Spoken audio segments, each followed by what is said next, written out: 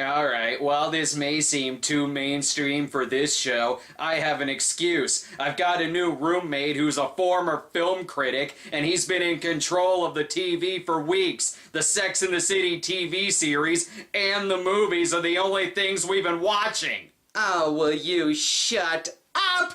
I have it on good authority that this is not the first gay porn that you've watched on this show. Is that supposed to make me feel better about sitting through this 2.5-hour movie? You'll thank me when you're having so much sex in the city that you'll be sending the ladies to the cosmos. I am the perfect specimen of masculinity. This is the new Macho J. Sherman. Macho, macho man. I've got to be... Ooh, Azima. Don't mind if I do.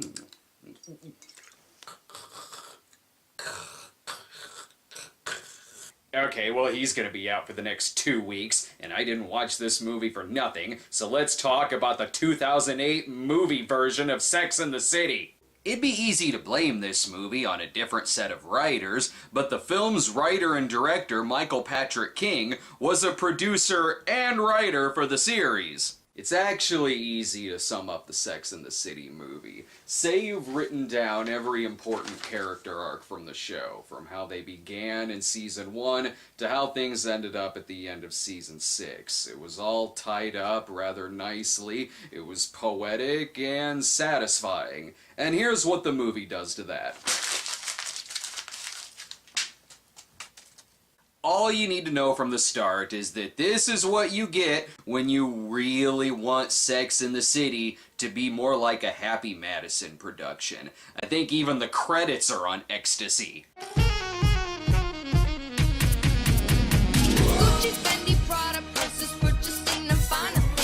The original theme was fine. It's 4 years after the events of the series finale, so let's reintroduce sex columnist Carrie Bradshaw. Year after year, 20-something women come to New York City in search of the 2 L's. Labels and love. That line doesn't represent me at all, therefore it sucks.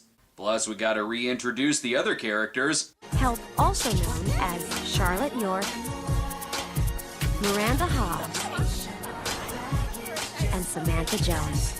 And Jerry Mathers is Miranda's beaver. We see Carrie writing while also dusting off her furniture with her body, and we get the whole show summed up in 1 minute. I've been dating since I was 15. I'm exhausted. Where is he? Charlotte was looking for the perfect love. Trey can't get it off. Well, almost perfect. Previously on Caroline in the City. And despite all the other chapters of my life, no one was ever quite big enough until...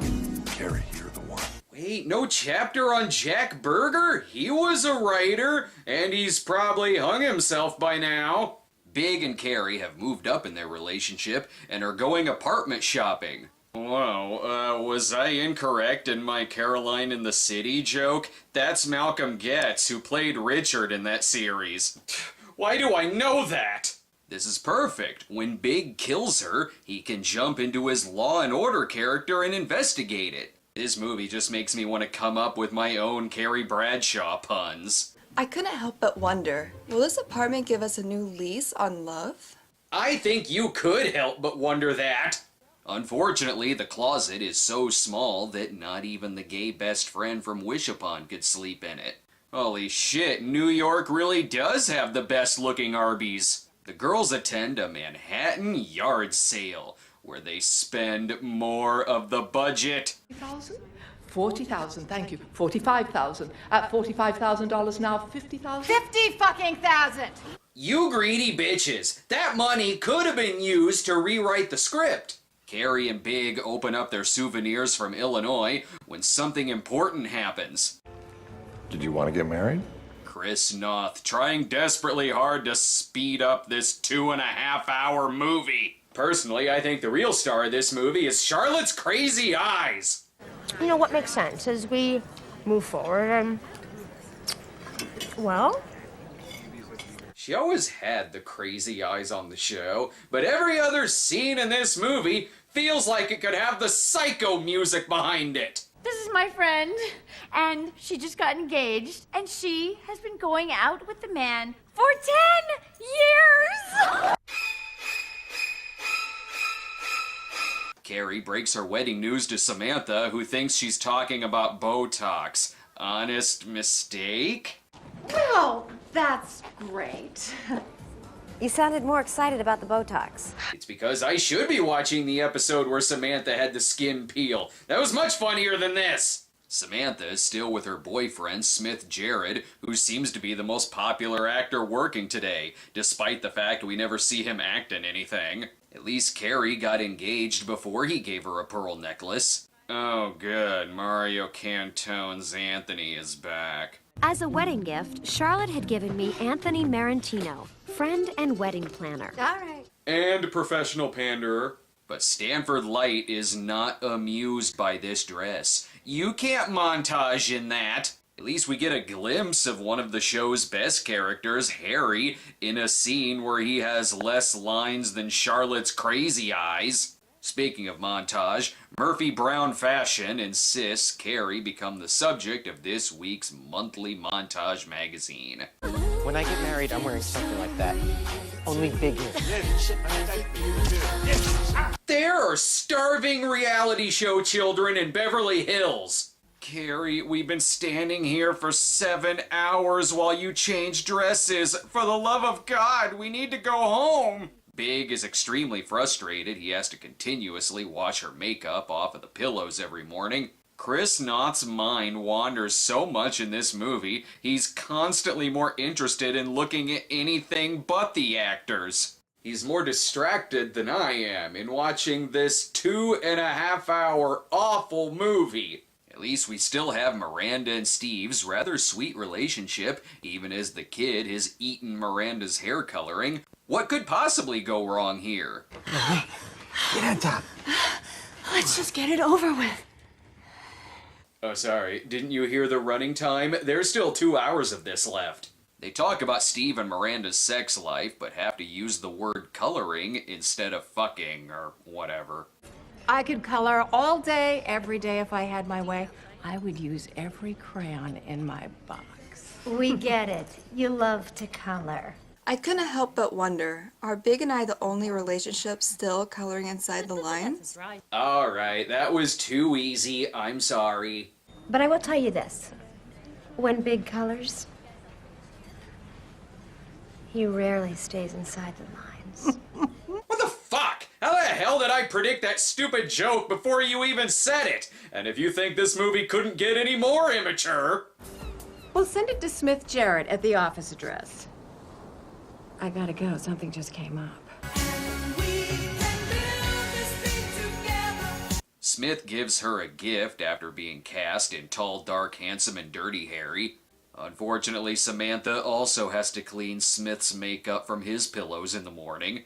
But Big gives Carrie the closet she deserves. Enough room to hide the bodies of her and her friends, and Petrovsky if there's time. Even the damn closets have a subplot.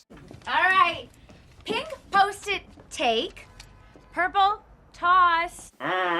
Don't you remember Jack Berger? Ixnay on the Oast-it pay? Cleaning out the closet is truly an event.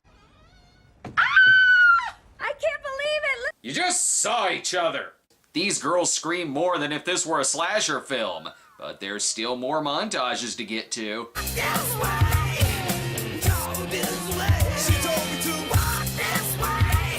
See, they can use that for the show's opening credits. As we sit through 5 more minutes of the girls playing a less anally intrusive version of Will It Fit, they finally get Carrie packed up 2 months later. Ugh, throughout all of this annoying shit, there's still Steve and Miranda's relationship. What's the matter? I had sex with someone else. No believable reason he cheated. It's kind of out of character, but something dramatic had to happen, I guess. Steve may be a cheater all of a sudden, but at least his shirt doesn't have ringworm. Steve, I can't believe it. That's what I said.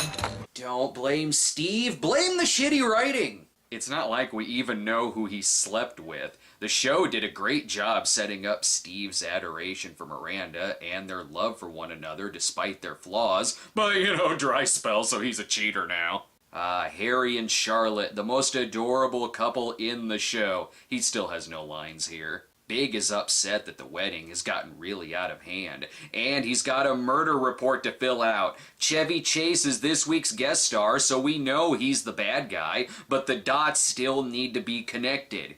Ooh, is Harry gonna toast at the rehearsal dinner?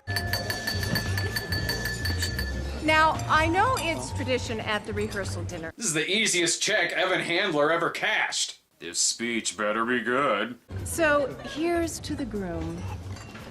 A man who finally got carried away. I couldn't help but wonder, is Samantha stealing my shtick right from under my nose? While Steve is here to break it to Miranda that he's going to accept the cast's Razzie for Sex and the City 2, Miranda is not having any of it. It was just that one time. You broke us! You broke us! What we had is broken! If only the characters could scream the same thing at Michael Patrick King. Miranda tells Big that marriage ruins everything in order to kickstart the drama for the second act. Look, Charlotte, we know you stole that kid from Mitchell and Cameron from Modern Family. Please don't distract us with the crazy eyes. After the breakups comes the hot makeup sex. Big is worried he'll screw up the marriage. Understandable. It's not like he's the one who casually suggested it in the first place. Don't worry, I'm sure they'll get married and the movie will soon end. After all, the show spent 6 seasons on an arc dealing with Big and Carrie's flaws, especially in Big's commitment issues, which all resulted in Big traveling to Paris to win Carrie back in the series finale. I was out front.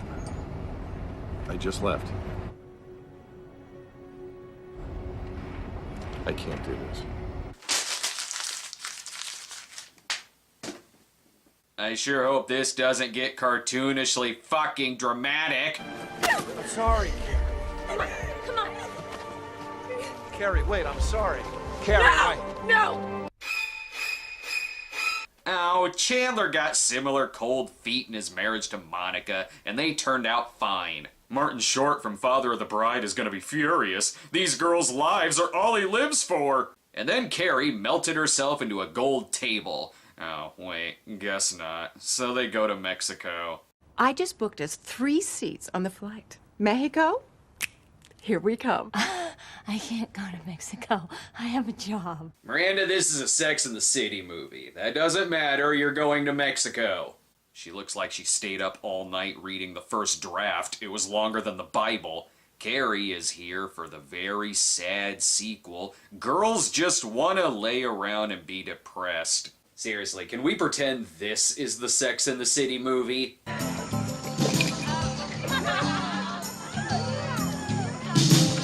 This movie has no acrobatic nuns in it. What it does have is a script that feels less like Sex and the City and more like Deuce Bigalow fan fiction. Jesus, honey, wax much? That may be the most appropriate use of that bushwhack joke ever. Bushwhack Tina! Okay, enough. So there was a sophomore pubic hair joke. It's not like anyone... Did you just... Shut up! The show had an episode where Carrie farted in bed, which led to an interesting plot where she feared Big wasn't finding her sexually attractive anymore. Plus, there was an episode where Miranda thought Steve was getting too comfortable when she found his stained underwear. They used crude humor as a smart way to talk about relationships. This movie just had a scene where Charlotte shit her pants.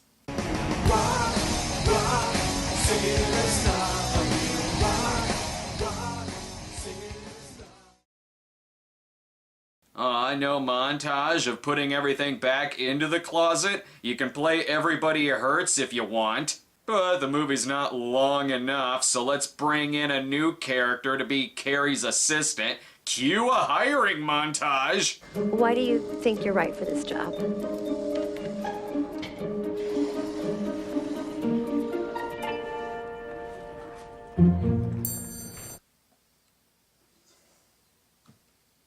Jennifer Hudson, you're perfect to fill the position of pointless character to give our lead magical advice. The scene's product placement is doing a good job of making me want Gloria jeans. Also, best part of this assistant, she comes with her own montage. If I had one chance to... Stop! Meanwhile, Carrie goes off the deep end and breaks into strangers' apartments to read their kids' stories. Actually, she's the second craziest one here. Hi. As much as I give Charlotte's crazy eyes shit, she actually has the best plot in the movie. After years of trying, she finally gets pregnant, and Harry is still really nowhere to be found in the movie. Doesn't everyone dress like an old David Fincher music video to go to a Walgreens? More Miranda problems. Steve is all about the I'm sorry emails, I'm sorry voicemails, I'm sorry flowers.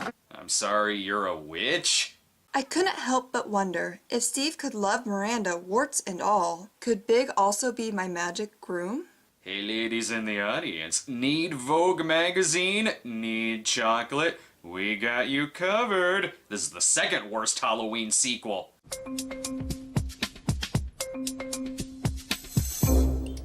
No costume? Oh hey, and Harry's also pregnant with his first line! I think Carrie's hair is going through the best arc in the movie. As if things couldn't get worse for her, her new phone number has a different area code. I saw that Seinfeld episode too! No time for that, Samantha has to recreate that Diet Coke break commercial. And I just wanna make love to you. Okay, sure, that's stupid and all, but at least there's not... Oh, did you think this movie was gonna go by without dogs fucking? You already saw Charlotte shit her pants! I've already seen Carrie deal with the breakup of Big. It was on a show called Sex and the City. It was done much better than this movie. And there's more breakups. I thought he was the love of my life. Well, what happened? He said he loved me and all, but he didn't think that I was the one. This movie is long enough. I don't care. Carrie talks with Charlotte about a phone call she had with Harry, because God forbid we see Harry and Charlotte talk about this. Sweetie, you shit your pants this year. Yeah, thanks for reminding me of that shit. Charlotte Poughkeepsied in her pants. It's gift exchange time as Jennifer Hudson gives her a DVD of Dreamgirls, and... That is not what I think it is. Don't know, open it. Michael Patrick King is desperately fighting the urge to make her say, "Oh no you didn't!" Ooh, now Advice character has her own Louis Vuitton bagger Vance. Since we don't see the girl Steve supposedly slept with, or know her name, I'm starting to wonder if it even happened. Which is easy to do with this movie. It exists, but just pretend it didn't happen. Steve took on a role in Chicago Fire. It was the only script that made him think of Miranda's hair. After a night of watching a better movie, Carrie is interrupted by a phone call. Hello? You bitch! You're watching Meet Me in St. Louis without me? Even with brown hair, Carrie still doesn't have Big there to wash her makeup off the pillow. Her dreams of another montage came true. Harry can't talk, but he can blow. These two characters like each other now, I guess. They hated each other on the show. Chris Noth is going to enjoy a nice meal, knowing all he has to do is relax and bookend the movie.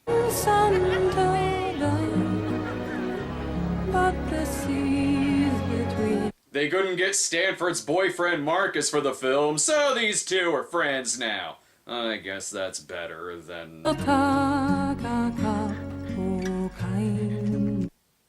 You are not Tequila and Benetti! Stop ruining the good name of Tequila and Benetti! 5 minutes out of that montage and the girls get a front row seat for a new montage. He's pounded down, loaded up and trucking. Didn't expect that. Ladies, I don't think you should eat here. The opening credits are leaking from the ceiling. Now Miranda tells Carrie that Big getting scared was all her fault. Carrie, please don't go. You know what I think hurts the most? Is that you kept a secret from me. Oh, it's not Miranda's fault. It's Michael Patrick King's fault. No, I'm lying. For the last 5 months, I've been thinking that it is a huge mistake that you left Steve. Again, Michael Patrick King's fault. Anyway, Samantha's now a sushi boat. Miranda and Steve see a therapist because how will they know if shitty forced writing will break up their marriage in the future? But unfortunately, a Julie Brown pirate musical exploded onto Carrie and Miranda. Oh, and they're friends again. And Jennifer Hudson is still in the movie. I got 2 pieces of good news. Oh, and I've got 2 coffees. The good news is there's only a half hour of this movie left. And the other news?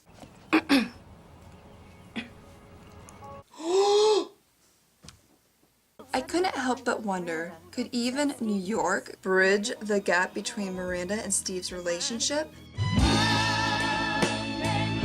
Can you stop us? That old song. This movie is pointless! As pointless as these fan servicey bits. This movie is so bad it also soils the good name of Mannequin 2 on the Move. Don't believe me? Suddenly, it wasn't so secret what she was missing. Stop it! Stop with the dogs fucking! I feel like I need to call up Michael Bay and congratulate him on showing restraint in Transformers 2! And that wasn't even the last time that happens in the movie. Samantha's arc was a rather fascinating one on the show, especially when it showed her going through chemo and then finally falling in love with Smith to the point to where the two of them actually grew to say the words "I love you" to each other. I'm just gonna say the thing you're not supposed to say. I love you, but I love me more. And now Jennifer Hudson is off to give advice to the girls from Lipstick Jungle. Oh no, must resist urge not to give crazy eyes! I curse the day you were born! Are you talking to Big or to Michael Patrick King? Charlotte's water breaks, and sadly, Big doesn't deliver her baby in the back of the car. That'd be the most realistic thing to happen in the movie. Hey! Hi, congratulations, girl. Oh, congratulations on your second line in the movie! I stole this from the Bings. Harry gives her a message from Big, because that's what one of the best characters from the show is reduced to, giving someone a message from another character. Carrie is insistent that Big has never written to her since their breakup, completely forgetting about when she asked Jennifer Hudson to send Big's messages to a spam folder. And in one of the worst cliches that a writer could ever do when they're painted into a corner, she correctly guesses Hudson's password. Carrie finds Big in the closet, having just devoured Anthony and Stanford's corpses. Now they can get married in a much smaller ceremony. This movie is fucking pointless! At least there hasn't been any screaming in a while. Please, my head, my fucking head! Just one more montage for the road, ladies. I still don't know why we're friends now. And as I put the wedding gown away, I couldn't help but wonder. Ooh, she said it! And that's the Sex and the City movie. Characters are either right back where they started from the beginning of the movie, or right back where they started from the beginning of the series, and neither is a good thing. This movie is staying alive to the show's Saturday Night Fever.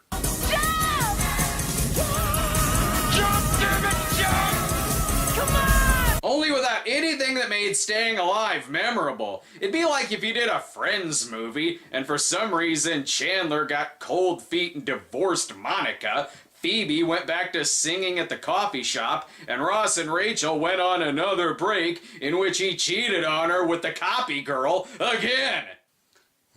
Huh? What happened? Oh no, Hachi Machi! Did we get drunk and watch the Sex and the City movie? I wanted to watch Sidewalks of New York. This movie isn't Sidewalks of New York. It's the dog poop you see on the sidewalks of New York. Oh. How awkward. Despite having a mixed response from critics and fans, the movie was a huge box office hit, all but guaranteeing a sequel. Well, here's hoping that they fix all of this movie's flaws in the second film. Did you ever think you'd see the day? Me with a pooch? Mother of God, what's with the gut?